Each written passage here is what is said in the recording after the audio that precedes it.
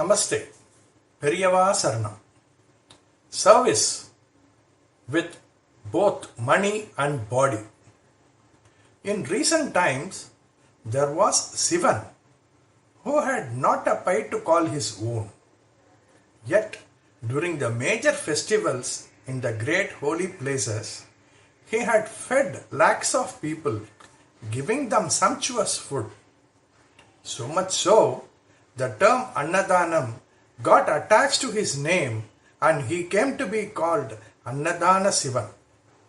Living a life of utmost sacrifice and going from place to place with a single garment he was wearing, he used to ask rich and the owners of big farms and tell them, send so many bags of rice, so many kilos of tamarind.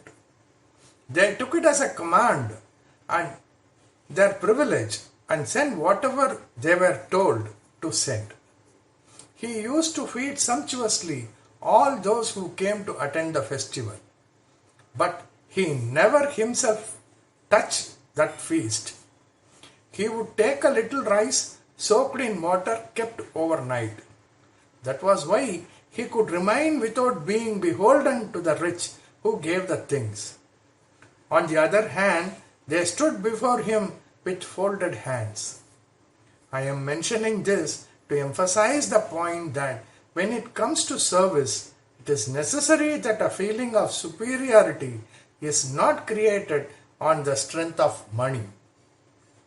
Our dharma is that the rich, with a sense of sacrifice, should act as trustees of their wealth and use it only for social service. From the time of Manu and Thiruvalluvar and up to Gandhi, this is what is being told. If this is brought into practice, there will be no revolution and the whole world will be peaceful and happy. It is not as if they do not know these things. But I said these things because I thought we should make propaganda only to make the rich develop of their own the feeling of philanthropy and render help with love, and that we should not compel them. Of course, I have spoken half seriously and half in good humor. There is also another thing to which I used to refer in a lighter vein. These days, people who undertake public activities make a list of people who are likely to donate liberally and go to them in that order. Is it not? In doing so, like this, more often than not, there is only disappointment. There is some problem for one whom we think will donate liberally or he lacks the mind to give. Either he says no or he gives a little, most reluctantly. Then we start abusing him. Instead of this, what I suggest is make a list of people who will not donate. Go and see them first.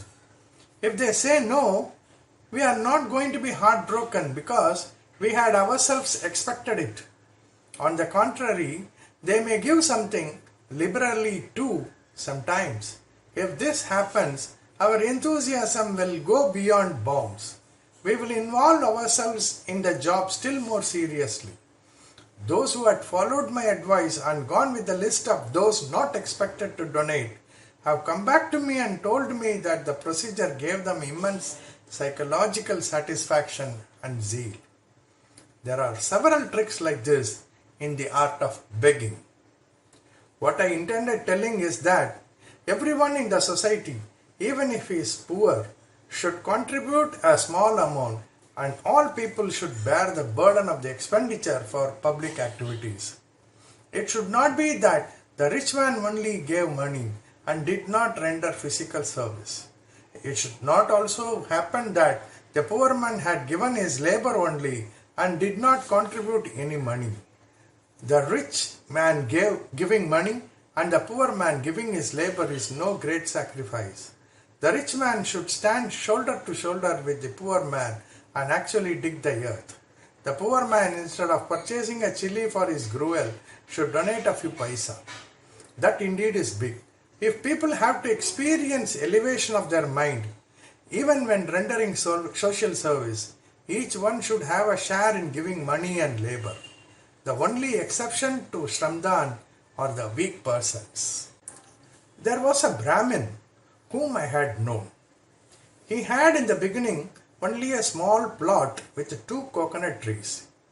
He worked on it himself. But because of this, he did not give up anything that he had to do according to Shastras.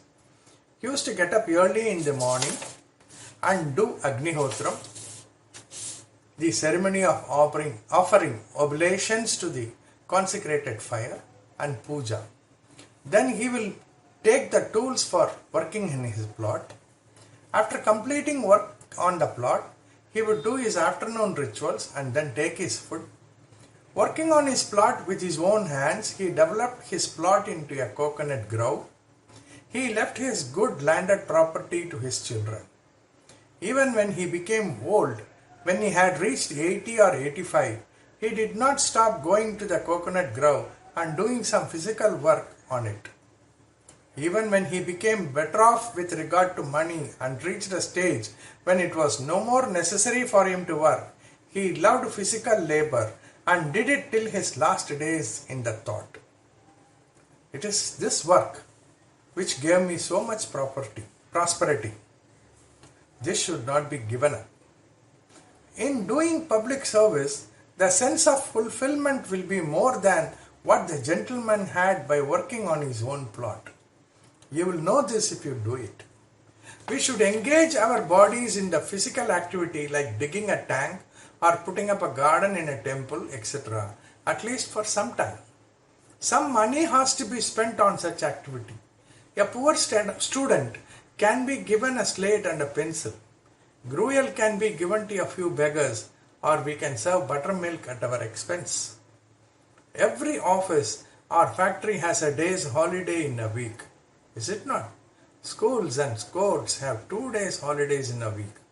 We should think that the Lord has given these holidays to us only for rendering public service and get together and do service.